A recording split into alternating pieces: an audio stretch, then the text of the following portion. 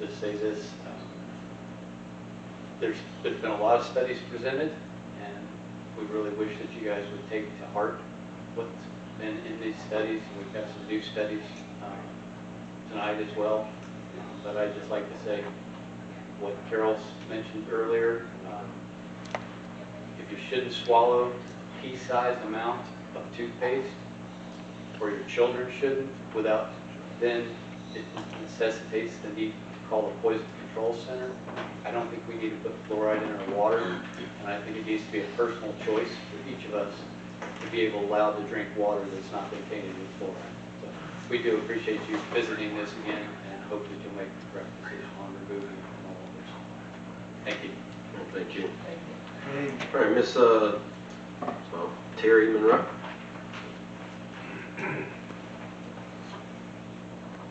Terry Monroe, same address, 11640 County Road 49, Live Oak. I have been a registered nurse for 30 years. 20 years ago, I actually worked in the health department, working in the Healthy Start program, educating pregnant women healthy living habits for their unborn children.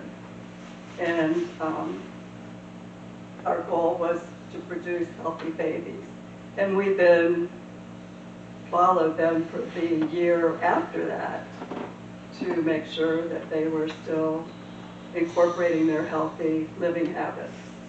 At that time, I was unaware of the potential dangers that fluoride was doing to the unborn children and to the young infants. Research since then has proven to me that there are potential dangers. There was a recent, I'm not sure if this was covered because I haven't spoke before, but there was an 80-page federal court ruling by a federal judge who summarized the extensive scientific data presented at the trial, demonstrating that fluoride does have neurotoxic effects on the developing brains of the fetuses and the children. Research published in the Journal of American Medical Association in May of this year also showed that the children born to women that were exposed during pregnancy to fluoridated drinking water at optimal levels were more likely to have neurobehavioral problems.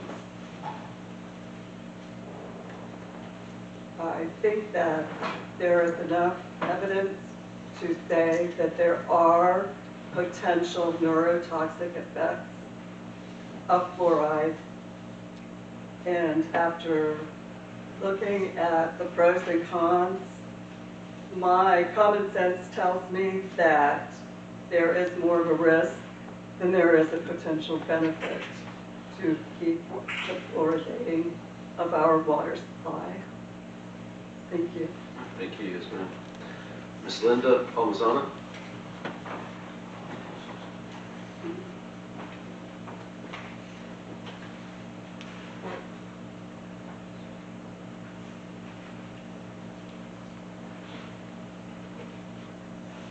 Hello, I'm Linda Palmisano. I live at 7689 161st Road in Live Oak. And I also want to thank you all, not just for covering this topic again, but for everything you've done for our community to get through these terrible storms that we've had. I thank you all, and to all the city staff as well. So at the fluoride workshop, Mrs. Cheryl Pruitt had asked a question about whether fluoride was considered a drug, and she's handed out a paper. I believe it was from a U.S. state representative that asked that question to the FDA in their response. Since the fluoride workshop, the ruling has been published, Terry was just mentioning. It was in the result of a 7-year court case against the EPA with reference to the neurotoxicity of fluoride. I provided that information to you all by email and included the 80-page ruling by Judge Edward Chen that Terry mentioned. An excerpt of his ruling states, the court finds that fluoridation of water at 0.7 milligrams per liter or parts per million, the level presently considered optimal in the United States, poses an unreasonable risk of reduced IQ in children. In addition, within just the past few days, and I just sent this information this afternoon, I don't expect you've had time to look at it, but there was a large-scale review of all artificial water fluoridation studies published since 1975. And that's an important date because that's when the use of fluoride toothpaste became more widespread, more prevalent. And that study indicates there's very little, if any, effect of water fluoridation on cavities in children. Specifically, the author said that the water fluoridation might prevent 0.24 cavities per child. That's less than 1/4 of a cavity per child. This corresponds with the Lotus study published in January of this year in England, which reviewed the dental records of over 6 million adolescents and adults. The Lotus study authors concluded, and I'm quoting, "The study suggests that exposure to optimal water fluoridation between 2010 and 2020 resulted in exceedingly small health benefits, very small reductions in dental service utilization, and no meaningful reduction in social inequalities." And that means, that's end quote. This means they saw no benefit to those, unfortunately, in the lower income communities.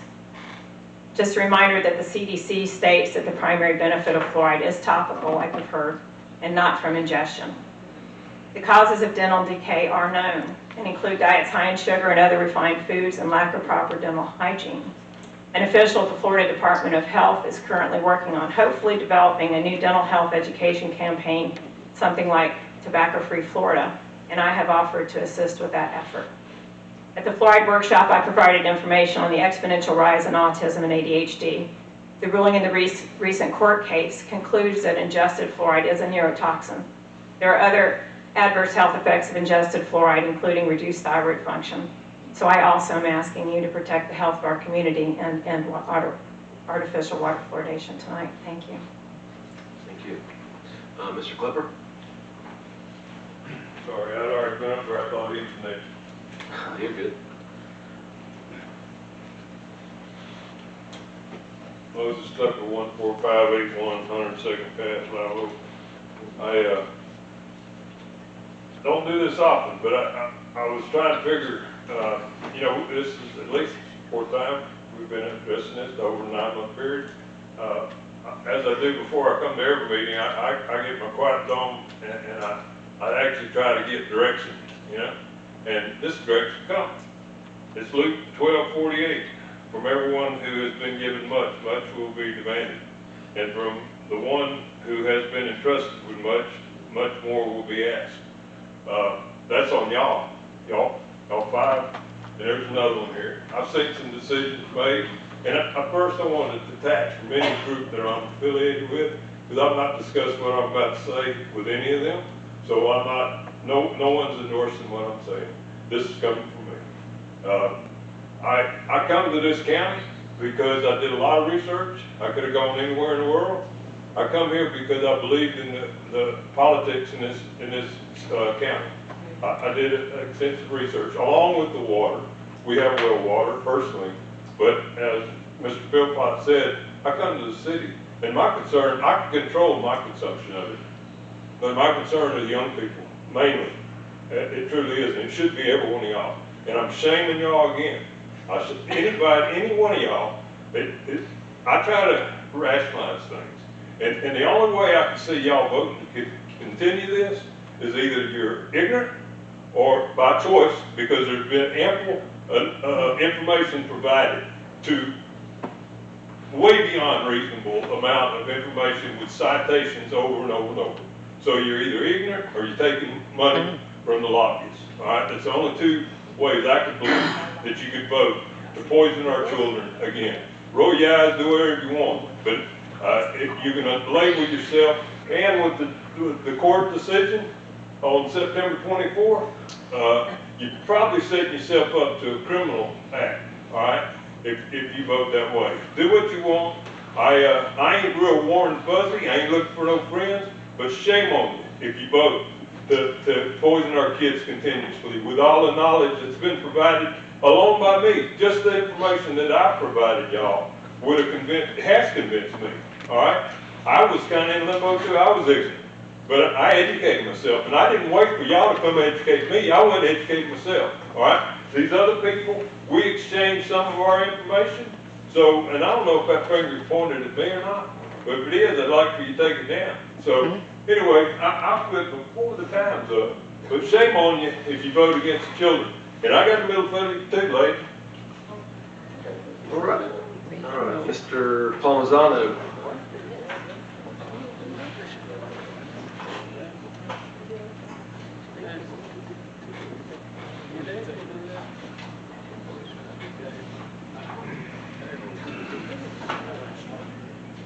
Good evening, Mr. Mayor, city officers, city council. Again, thank you for bringing this up again. I find myself in retirement as a rookie teacher of middle school and high school students. I complained to the Lord a few years ago. I was like, oh, I only have 3 grandkids. Why don't I have I always wanted 20 grandkids. Now I have 38.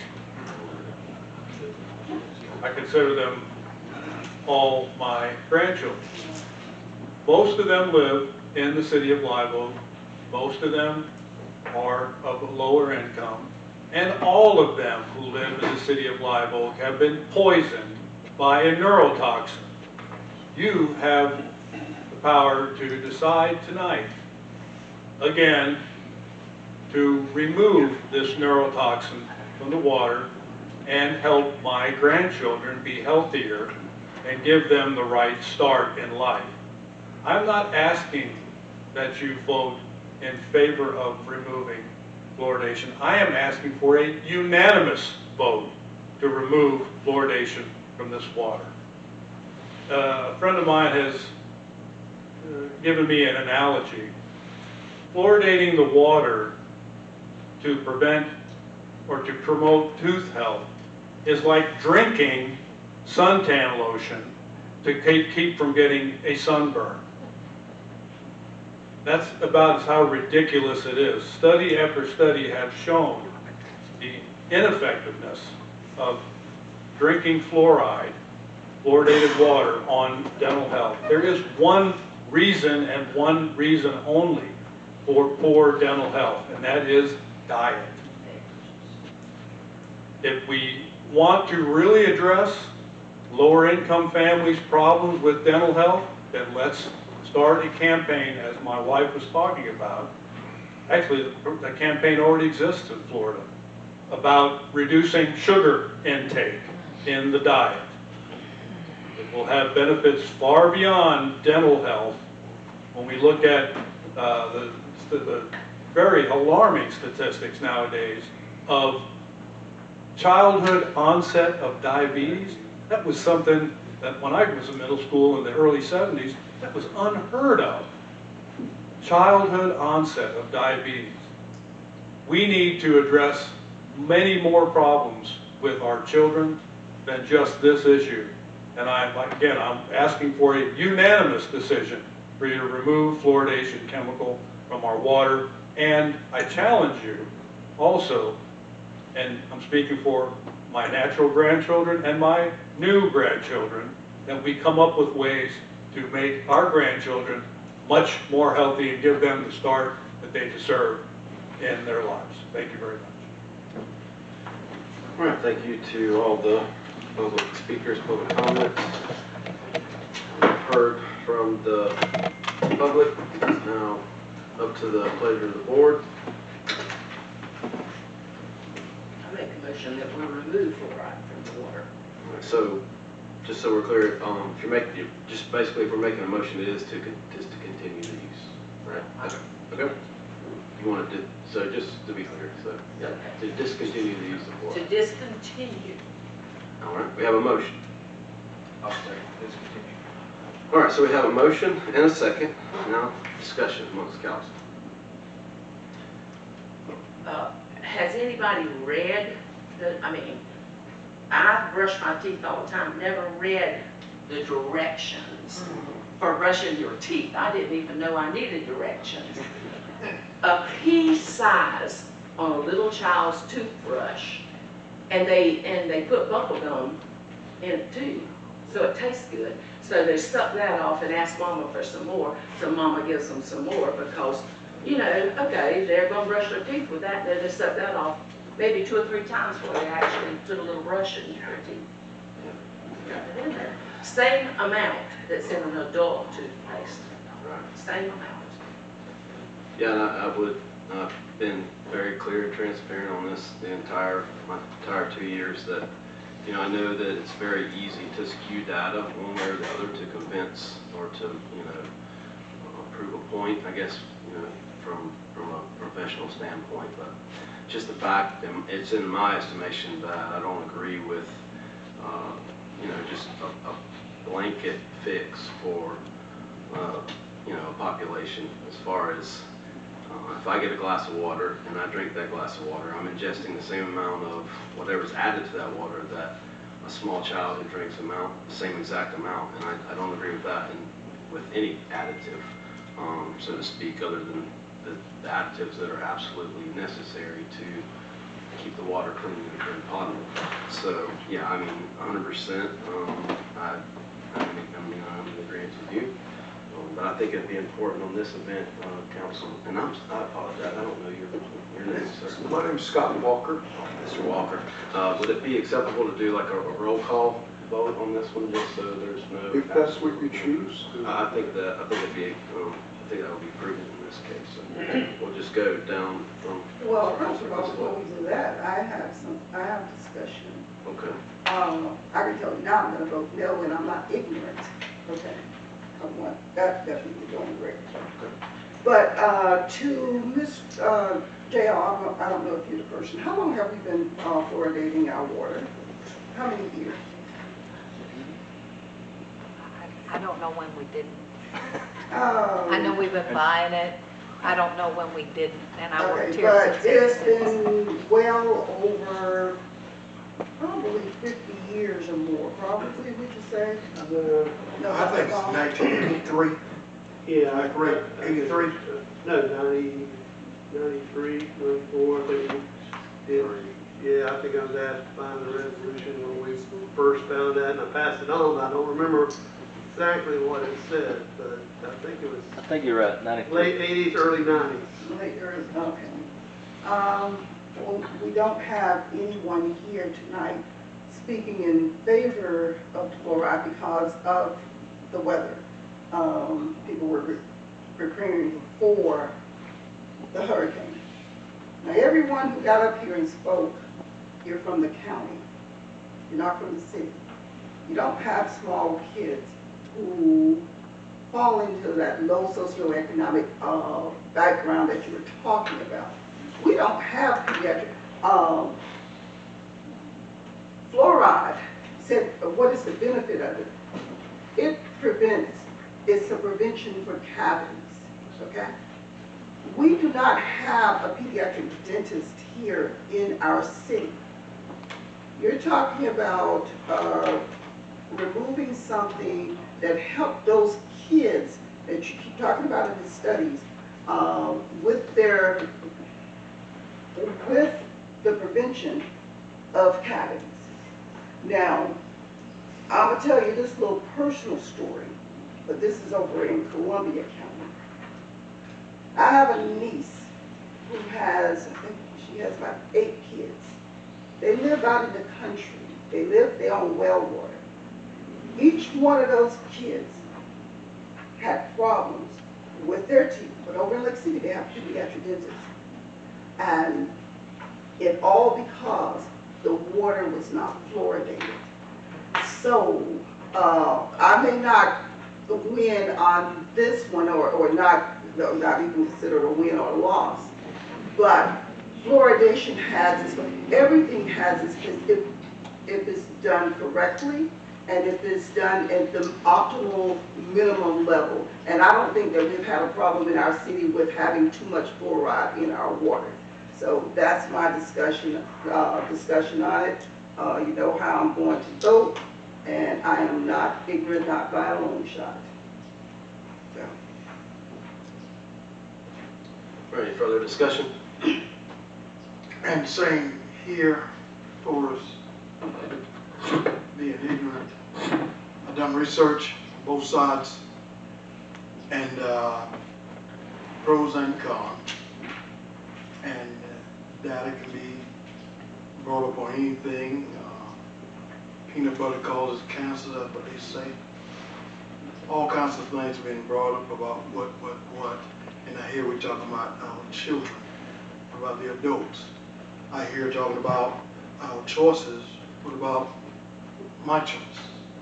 Whether or not I grew up out in the country in Georgia and grew up in the city, and always used fluoride because that's what we were taught in school, and never had any cavities till only one out of 65 years. But like I said, I weighed this thing, I looked at it from all angles, and the other party's not here. So I don't know what the reason why, or because of the storm, we don't know. But anyway, I just, that's all I'm gonna say on that. All right, Mr. Alford? I vote yes to discontinue. I vote yes to discontinue. I vote to continue. I'll vote not to. And I will vote to discontinue as well. All right, so 4-1. 4-1 to discontinue fluoride in the city's potable water supply. Mr. Connors, when would that actually take effect, the defluoridization? So that is up to y'all, if you want it to be immediate or if you want to tier it down as the chemical supplies run out. How much we got on hand? On hand for well field is probably 2 months worth. For Swanee Correctional Institution is probably 2 to 3 months worth. Okay, 2 or 3 months worth. Yes, sir. Okay. Mr. Attorney, do you have any input on that? No, Mr. Mayor. Mr. President. Well, I'm gonna offer a motion that if, once our supply run out within a 6 months period, He said 2 months, but no, you got 2 there, 3 up to the prison, let's go 6 months.